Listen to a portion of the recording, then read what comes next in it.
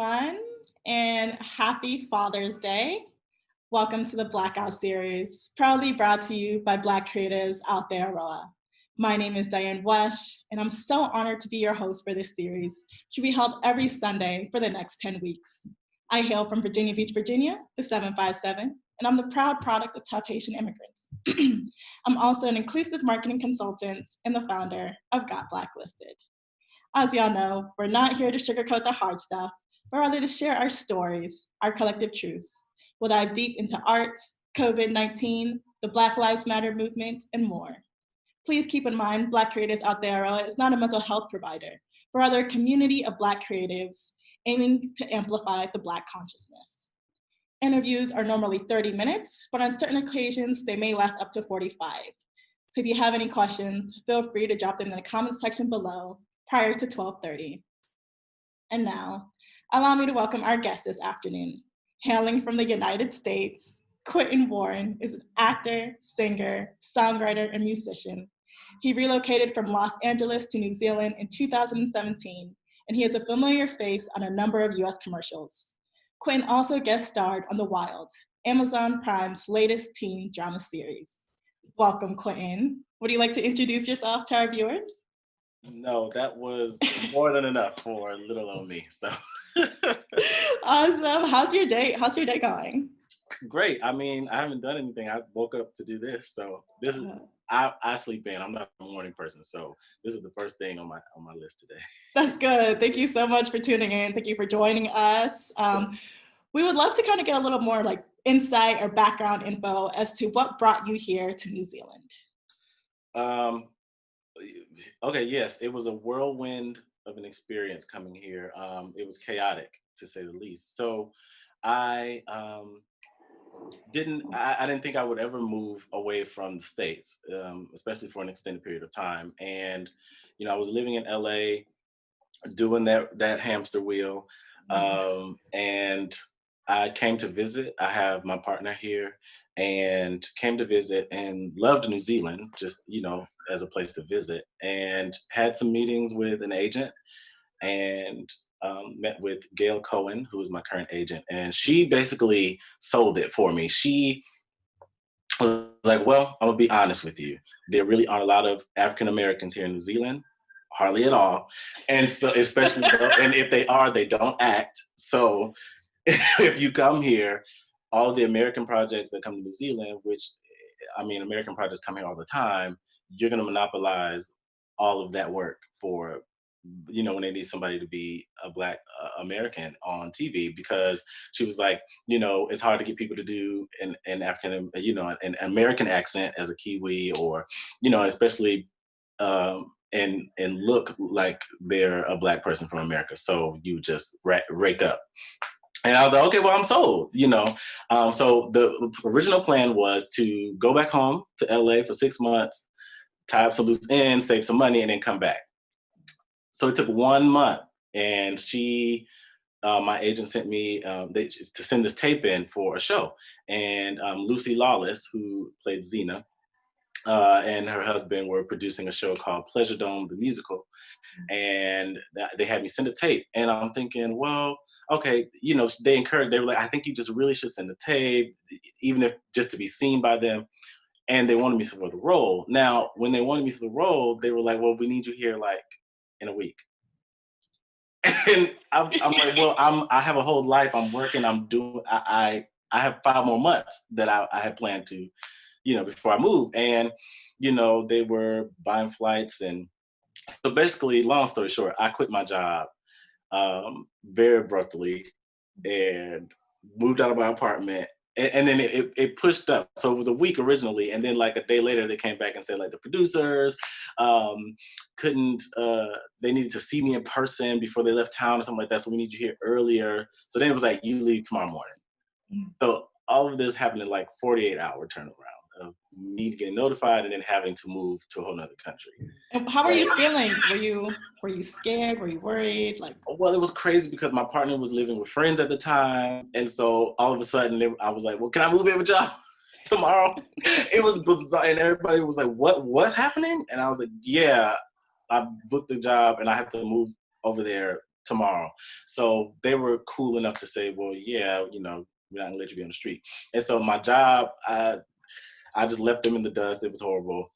Threw some of my stuff in storage and just hopped the flight, and I was on my way. It was very frightening, you know, and exciting at the same time. I didn't know what I was in store for, and I wasn't prepared, and I just took a leap. Yeah. What do you say now? You've been here for about 3 years now, if I'm not mistaken. Would you say New Zealand has lived up to your expectations? Yeah. Yeah. It's been the best decision ever. You know, and why? Can you elaborate? Can you explain to everybody? I mean, I've been working consistently. Her promise was real. Like within the first couple of months, I had booked my first national commercial. Hadn't done that in LA. I had been, you know, I've been on so many auditions, and for an actor, just getting in the room is a dream. Like I don't think a lot of people, like people who are not in the industry, you know, they have friends and they're like, oh, we hope you get, you know, you on your grind. And it's like, that grind is rough, son. Like, because sometimes you don't even get calls. Like I was in LA. I've never auditioned for a commercial before I moved here.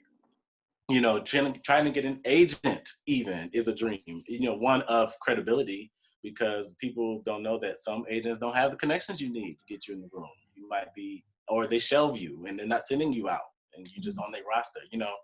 So just being like, New Zealand has been so accessible. That's what I'm trying to say. Like even from there's so, I think we're gonna spin off into a few things, but even from the visa to move here was easily accessible and easy to do. And getting an agent, I literally sent an email and a headshot to her and set up that meeting. And she was like, yeah, cool, come to my office, let's talk. Exactly. It's not like that in America. Never happened. Never. And yes, I did have a friend from Howard, HU, know, who had been here before and was on her agency. So he had vouched for me and like, yeah, I know him. That's my brother. So that did help. But at the same time, I've had people in the States who were on an agency and give good word and you still don't get the meeting. You know? Exactly. New Zealand has just been so accessible in that way. So I love it for that, you know, and great weather in the summer. The winter, I don't like cold in general anywhere in the world. So summer is definitely very beautiful, and all the nature, all the beaches and the hikes and you know, and the people are so nice and so welcoming. Yes. There's a very different culture from the States. Like, I mean, there are friendly people in the States, but our culture in general is to be every man for himself. And, you know, you're in your own little bubble and you don't care about the people close to you kind of. But here it's like, stranger or not, foreigner or not, you can really find good, honest people who are willing to stick their neck out for you, you know, whether it's like feeding you, letting you stay with them, giving you washing machines to put in your home. Like, they really will go to the nth degree to help out anyone, you know. And Quentin, you hinted you went to Howard University, which holds a lot of national weight, and a lot of Black celebrities graduated from the Mecca, you know. Including I'm drinking my tea out of my Howard always on top mug and all the other schools down here, you know. So can you share with us how attending an HBCU, and for those who don't know, HBCU stands for Historically Black College or University, how, you know, putting yourself in that space gave you these opportunities or prepared you as an actor and a musician? It prepared me as an actor, musician, and also as a human being. You know, an HBCU is specifically for Black people in America. I mean, it's open to everyone. White people get minority scholarships at HBCUs, by the way. Found that out freshman year, and I was like, ah. But anyway, but yes, they're open to everyone. But you know, it's a different type of experience. This is what I tell people. Like, anyone who hasn't been, or especially non-Black people, they wonder, like, why would you need something that's, I don't think they see it as cultural specific. You know, they always see it like, sometimes when you announce like Black things for Black people about Blackness, people go, oh, why only y'all? Why? But I feel like everybody else gets to have a cultural hub. You know, when Jewish folks their children go to Jewish-based schools and they learn all about their culture, as well as math, science, and all the rest of the stuff. And I've seen it, like, they keep their community tight-knit. The teachers are Jewish. the bank tellers are Jewish, the restaurant owners are Jewish. Like everywhere in their community, you see your people being productive citizens and running things and pouring knowledge into you. And that makes a big difference because not only are you learning what everybody else is learning, you know, English and history and all of that, you learn your history, you learn how your people have navigated that history or how they've pioneered certain things because those things are not present when you go to other schools. Nobody's, you know, I you get so much from having someone who looks like you, cares about it. Also, the care is different. When somebody who has had your experience and lived in America the way that you live, they understand what you need beyond, you know, what the teaching curriculum requires. They know how to connect with you. They know what might be happening in your life outside of here that might be, you know, and it just helps to create this safety. But it's almost like it's little Wakanda. Like that was Wakanda before Black Panther came out, you know, and they would tell you that like this is not gonna happen. This utopia that you have is not gonna be exist outside of here. And they were right. I mean, you're young, you're 18 to 22, and you're just living it up and having a great time and learning. But you get out into the world, and all the things that you learn, like you learn. There's something about knowing your place in history, which is erased a lot in public school for sure. I'm sure, I don't know what private school is like for folks and what kind of history they learn, but American, like we always hear like Black history is American history, and it is. We are so integral. You can't disconnect the two. You can't compartmentalize them. Black folks have been the backbone of building America into what it is. And so when you don't teach that in K through 12 school or even in college, it's like everybody is lost about our place in the world. And so when you learn those things at, say, an HBCU or from your parents or whoever, but at an HBCU, you have more of a fortitude to know, like, I deserve to be here because America's good at trying to tell you that you don't. Exactly. You know, so you leave with that kind of confidence, knowing that I come from a long line of greatness, and I'm prepared to continue that. You know what I mean? So you go into the world, and so you get into these. I went to grad school at a predominantly white school, and it was. I mean, my previous schooling, like, you know, kindergarten through 12th grade, it was a mixed bag. Like I knew I was friends with everybody, but that was a different kind of, I say I'm from the Midwest, Muskegon, Michigan originally. And I feel like that kind of diversity, I don't know, I had a unique experience. I didn't experience much racism growing up in that, you know, from my peers or anything like that, even though I went to school with everybody, white people, folks from India, you know, Mexican, whatever. Asian. But then getting to grad school and being predominantly white, it was very different, you know, because I went in thinking like, oh, I mean, I don't got problems with white people. I'm cool. And, you know, it is different when the culture is preset to support and protect whiteness. You know what I mean? When you're in a space where, you know, being Black, you know, nobody's expecting you to be great. Nobody's expecting you to know anything. Nobody's expecting you to be the best or good at what you say you're good at. They're always second guessing you. They never trust what you say. And you're always having to, you know, you're always working against all of those things, whether it's a project and a group that, you know, people always double checking you or, oh, I just did it for you. You know, it comes off so, it's hard to balance something that's silent, but it comes up in every single facet of life all the time. And I couldn't agree more. Prep you for that. Sorry. No worries. Thank you. I couldn't agree more. And you hinted to the fact that, you know, saying Howard was basically like Wakanda. So can you kind of give us some insight? And you already know, everyone kind of knows the loss of Black Panther, Chadwick Boseman. Can you kind of give us an explanation of how his death impacted you as an actor? It's levels. I mean, Chadwick Boseman is from Howard as well. And so not only was he a great actor, a great philanthropist, and just a great talent for the world, I mean, the world got to have him, but before the world had him, Howard had him, you know, and that's very special to me and to the Howard community and to then Howard's fine arts department. I tell people all the time, like, it's hard for me to explain, like, as much, like, there's the HBCU piece of it, then there's Howard Fine Arts, which is a family. Like, we love on each other. Those are my brothers and sisters. Those are my aunties and uncles. Like, you keep in touch with all your, like, most of them, you go back to see them. They check on you. They are family. Some of them have fed you when you were hungry. Some of them have housed you when you were homeless. You know what I mean? Mm-hmm. It, it's a second family. So when one of us passes on, especially, unexpectedly that way, we all feel it. So,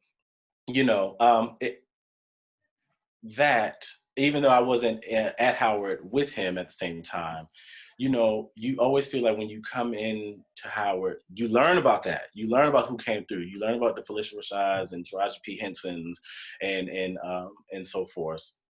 So, Ozzie Davis, Ruby D, and you just feel like you're coming into a legacy of something, and it's on you as the next generation to continue that legacy. So Chadwick was definitely that, so to see, a lot of his, a lot of other Howard alums shared videos of him like walking those same hallways in those same classrooms, and teachers that I had were speaking to, when he was, it's like, whoa, I'm a part of this. We're all connected. And you just feel, one, his death, but his life more so than his death made me feel like I could do it, because a lot of the, like we were saying earlier, Black folks always, whatever you're doing, you have to fight against all of those things. Like, you're not good enough, you're not pretty enough, you're not, or you're just not close enough to the opportunities as often. And he made it, he did it, and did it well. And so to see him achieve a worldwide platform was just inspiring. It lets me know that it's possible for a dark-skinned brother like me from Howard, from a small town, can become a global sensation too, you know what I mean? And so he really put on for us. He always represented, he always, was talking about Howard somewhere and what that gave to him. And I think it's important for the industry to know that Howard cultivates awesome talent in front of the camera and behind. I think it's an untapped talent in Hollywood, and people pop up and you're like, oh, they went to, and I think the more we have folks like Chadwick putting on for us, I think it'll open doors for a lot of folks who've come through Howard. So it's just a really great thing that he was able to do that in his short time. And so it just, his death is heartbreaking, and, it just makes me want to continue on where he left off, Exactly. Yeah. And what do you say, amidst all the trauma that has accumulated during this year, we have, of course, COVID-19, the Black Lives Matter movement, and the passing of various prominent Black figures. Have you been able to create any new music? I have. It's been tough. It wavers, man. Mm-hmm. Like, some days you go, okay, yeah, I want to write that. I want to do something like that. And then other days, like, all I want to do is sit and watch TV or veg out, But I've been writing screenplays. I have some TV shows I'm working on, and I've written a few tunes, It's been very slow, so I've had to be patient with myself, But yes, I've been creating a bit. That's good. And can you share with our viewers, so we know your partner Otis is a choreographer. What is it like being in a relationship with another creative? Well, ours is unique because, he also went to Howard. And so we knew each other there, and we've been best friends. We were platonic best friends for like 9 years before dating. So it's really dating your best friend, which I recommend for everybody. I know that, we always say like, oh, it gets messy when you date your friends. I feel like you should only date your friends. This is dating 101, okay.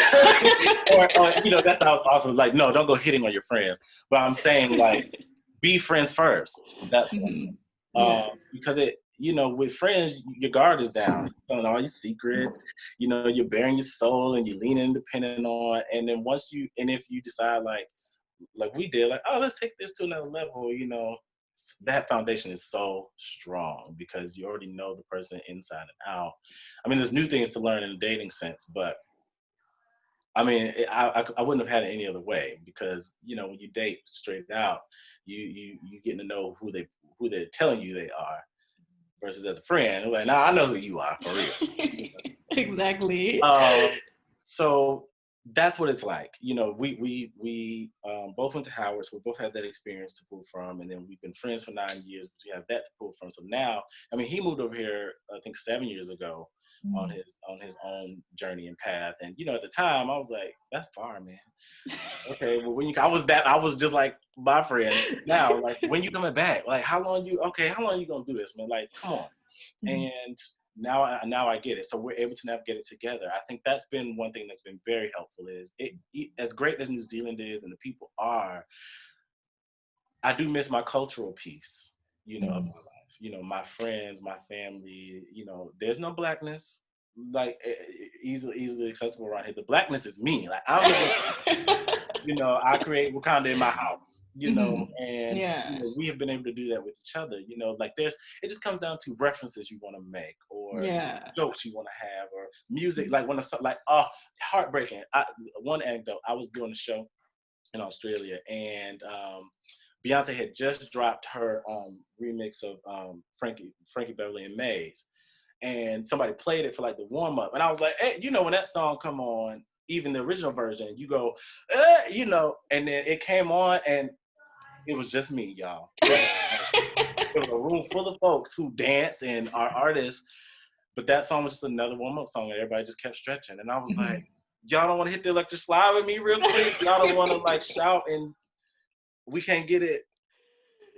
You know, and it's those kinds of things. It's like nothing against anyone. It's not your cultural reference, but it's like, man, I know. You know, so that's what has been helpful to date someone from back home, from Howard, and being my best friend. So, and he's a dancer, and he's amazing.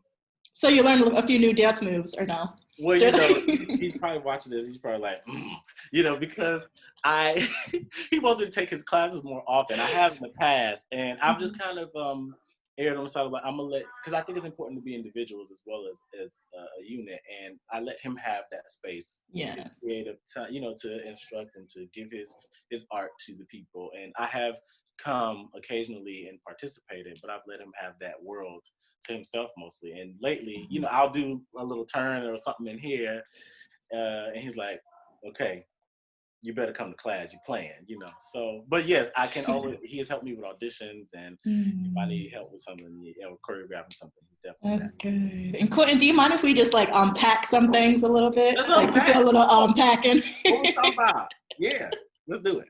All right, so I'm sure, especially in regards to our American viewers, I'm sure they'd love to hear this. As a Black American, I'm sure, again, our viewers would like to hear your opinion on what the Black Lives Matter movement has to do with Aotearoa, New Zealand. You know, I was shocked. I mean, after George Floyd most recently, there were protests here. And I mean, well, one, George Floyd happened and some other folks, a list of other folks. And, you know, for me, it was like, dang, again, still another day of this, you know. And being here and being far away, it doesn't hurt any less. One, you feel a little guilty because it's like, I haven't been in that world for a while, and then you know you hear news of it, and then like, dang, and it's nothing. You don't feel like you can do anything from here. But you know, so and then you know it happens, and then you talk to people. You see, it's a very strange thing when heightened things happen. I mean, blackness and racism is always happening, but when things like that happen in a space where, you know, it's kind of like my Hakuna Matata. I tell people all the time that New Zealand is my Hakuna Matata moment, and home is Pride Rock with Scar as leader. Can you explain that for those who probably don't understand that reference that you just made? Okay, so but you know, we know. Hopefully, y'all know Lion King. But basically, you know, from your home, you leave home and you find this kind of like safe space where you don't have to care about the things you used to have to care about in the same way. Like you get here and it's an island. New Zealand is an island. It's not, and to differentiate, it is not Australia. Australia is a whole different country, y'all. It is also an island, but so is New Zealand, and they are two different countries in the South Pacific. And anyway, there's an island mentality, which is laid back. If nobody, you know, I've noticed that New Zealanders, they're not really minding your business like Americans are. They're not caring about how you identify. They're not caring about who your political alignments are. They're not caring about who you date, like you know what I mean? As long as it's not infringing on their happiness, they couldn't care any less. You know what I mean? Which I love. I mean, you can do what you want to do, be who you want to be, and nobody's tripping on you. Nobody's gonna come and harass you about it. Nobody's gonna tell you what they think about it. You can just live your life. And so it's a very Hakuna Matata, like whatever makes you happy, man, and doesn't break the law, good with me, you know. And even if they do feel some way about it, they're gonna keep that to themselves. And I appreciate that. That's why some Americans would do. You know what I mean? You ain't got to give your opinion to everybody every time. So that's what I mean. Okay. And you can relax your guard. I was saying to you before that I didn't realize how guarded I was living as an African American until I moved here. You know, every moment of every day you have an instance where you have to either protect your blackness, defend your blackness, represent your blackness. You know what I mean? It's exhausting. It's exhausting. You don't realize how exhausted you are, because it's everyday normal practice for us. You have to show up and be your best. You have to be 10 times better than everybody else in the room. You have to be mindful of what you say, how you say it, because you don't want to come up angry black man, angry black woman. You don't want to, okay, do they think I'm a criminal? Okay, well, can I wear this? Because if I walk on the street, they're going to think or how can I best, you know what I mean? Yeah. And those are like, that's the back. It's like how you the people who have a million tabs open on their internet browser. That's us. It's always like, and that's every day. That's us every day. How am I coming off? How am I? And it's all back here all the time while you're trying to. Exactly. And I don't think people understand, like, imagine what it does to the black psyche. Like a lot of people, like a lot of black New Zealanders don't understand, like, this was our life. Like from the moment like we were born, like that is in our head. For years and years and years and years and years, we're going through this. You have to learn it early. You have to learn it early, or else you do things that are innocent. Or even as a kid, you're like, you can't do what your white friends do. Like I've heard that so many times. Like you can't do the same thing. You won't. It doesn't work. You know. So you're always learning that. So when you come here, and you know, I'm not on defense. Yeah. I'm not on offense. You're not on high alert. Oh man, I had an encounter with the police. My first couple of months being here, I got pulled over. I was illegally parked somewhere really fast, and the police came. So I was like, hands up, exactly. Like I'm being all those things you should be. And I was telling this to her. Nothing happened. She was very kind and told me just to park my car somewhere that I should be parking it, and no ticket, and went on my way, which has happened to me in the States, but. You just always want to make sure it's going that way. But I talked to a New Zealand friend later, and they were like, "Oh, that's not, you have, they don't carry guns on them." I was like, "Oh." At first, it's like, "Wait, what?" They were like, "Yeah, they taught to de-escalate," and they told me that you kind of just not overreacted, but just like, it ain't that deep. It's not the same kind of thing. And so it just took me a while to adjust. That alertness about me being a black person, how I show up in places, and yes, still being aware that I'm different and I'm unique to your context, but that doesn't have to mean on guard and distrust from others. You know what I mean? Exactly. Yeah. And can you elaborate? Because we had this conversation like literally a few minutes ago on what racism has looked like while you're acting. Yeah. So just like, cause okay. I mean, I think it shows up in some of the same kind of. It's very much microaggressions, very much just ignorance of like lack of knowledge, in the sense that, it's as small as, well, this line is offensive because, and you explain, or having me dressed this way, and like, there, I was in a show. And I had to play, everybody was poor, right? It was a poor community. Like the whole show, the whole world of it was poor people. It was Charlie and the Chocolate Factory. Okay, thank you. And so everybody's poor. So then I was the only black person in the show. And my character had to like, everybody, now, although everybody's poor, everybody was like, they scarves and they hoodies and coats and stuff were very nice. And mine had to be tattered. I didn't have shoes on. I had moss growing out of my hair, and I asked when I first got there, I was like, well, why does this character have to have mold growing out of her hair? They're like, oh, because we just think it's funny. Mm. I was like, but nobody else got any other kind of crazy. Their hair is laid. I'm talking about cut, trim, faded. Like, ain't nobody else got any of those kind of design elements to their characters. But we know they're poor still.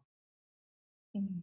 So why, when you have a Black person play, you know what I mean? Yeah, And it was hard to nap because people, they don't even know that it's that kind. It's like, what do you mean? What's the problem? Mm-hmm. It's that. And you know, those battles are hard because then you become problematic, you become difficult, you become not easy to work with when you try to have those conversations about and people get offended. Oh, I'm the designer. Like, how are you going to tell me what you know? And then it's a mess. So those kinds of things happen. But as far, you know, it is a more lax version here. It's more bias and ignorance than it is hatred and exactly, and malice, and yes. malice. Mm-hmm. Right. So I mean, it's sad to say, it was like, I'll take that version any day. Yeah, right. You know what I mean? You know, people don't understand. They don't understand what it's like to be Black in nobody's America. thrown anything at me. Nobody's called me a nigger out here in the street. Nobody's threatened to kill me or string me up from a tree, which has all happened to me in the States. You know, or you know, and fetishism happens. Can you explain that? Explain that. So whether it's romantically or just even in acting, you know, people like, oh, we got a Black man and we're gonna use that to our advantage. So we're gonna have you looking like this, you know. And you know, I try to stay in the gym and look a little something. And that's great. Like I do spend hours in the gym and stuff for you to like it when I show up in it. But it becomes very kind of perverted and like, just make it, you know, and especially, I mean, even from the gay community or women as well, like if they're, especially since they're not used to seeing Black men in person. So there's all this stuff that comes ahead of you. They see the porn, they see the music videos, they see in the language that's around it. And our sexuality is very much hyperbole in people's minds. Like, we are human. We know, you know, we put on Black girl magic and Black boy joy and can't nobody hold us down and we're so magical. And that's great, but we are still human. So, you know, all these preconceived notions, it just makes people act erratic around appreciating Black bodies, Black beauty, Black sexuality. It's like, hold on, I'm still a person. Hello, how are you? You know, don't be, you know what I mean? It's very, it's not human, the expectations. Thank you for sharing that. And Quentin, I know you said you had like a new song you're doing now. Before we jump into questions, do you mind sharing a sample of one of your songs with us? Okay. Yeah. Yes. So this song I wrote a couple years ago, but I haven't released it yet, but it's going to be on my upcoming album, which I'm hoping to put out towards the end of this year or early 2021. But the guy I wrote it with, his name is Joseph Jackson. And he was like, this is very fitting for times of COVID and stuff like that. But it's called Good Morning, My Love. And I'll just sing a snippet of it for you guys.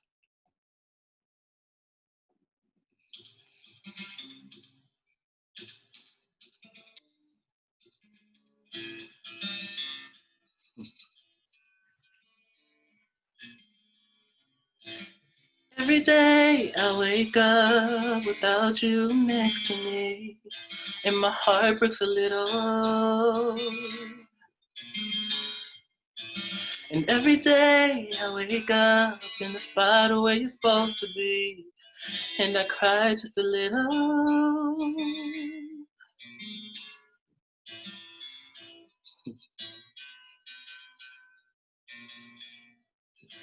I wish I could hold you close and kiss just a little and feel your skin on mine.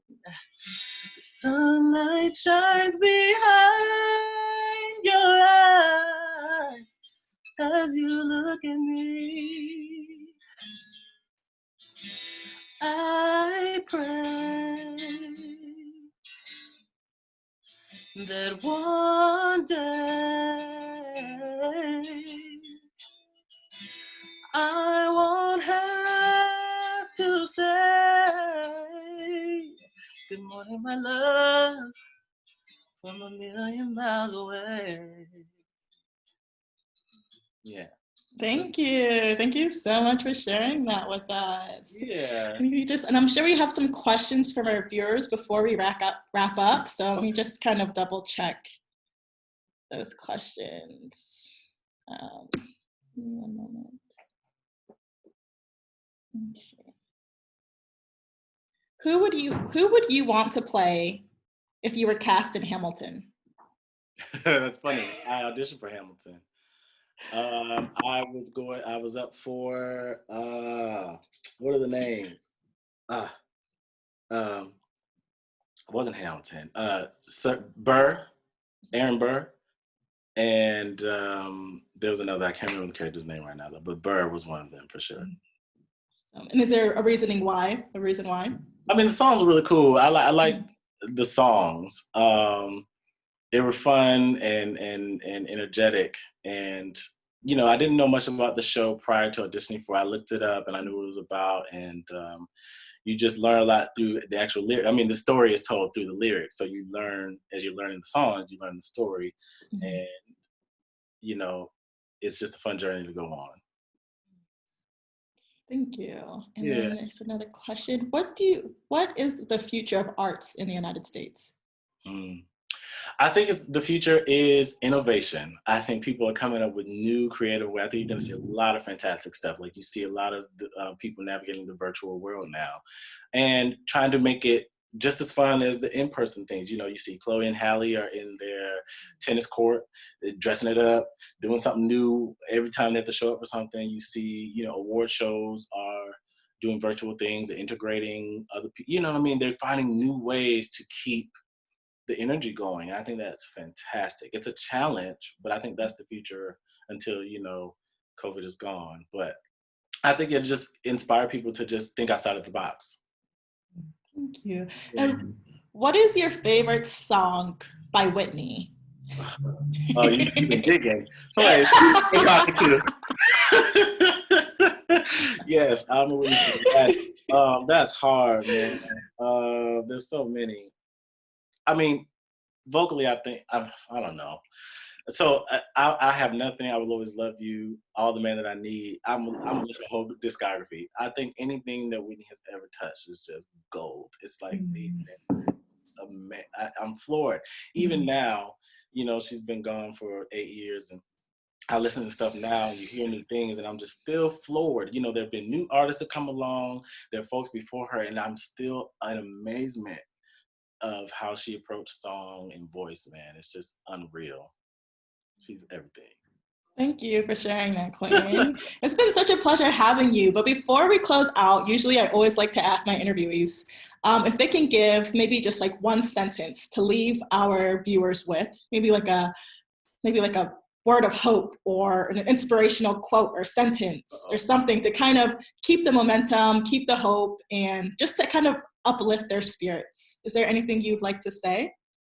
If you're still breathing, there's still a chance. So that thing that you haven't done yet, or I'm not where I think I'm supposed to be, that means there's still time to do it. So get up and do it, man. Like you can, the opportunity is there, and just keep going. Thank you. That was actually really beautiful. I needed to hear that too. Well, thank you, Quentin. And again, thank you so much again to our viewers for joining us this afternoon.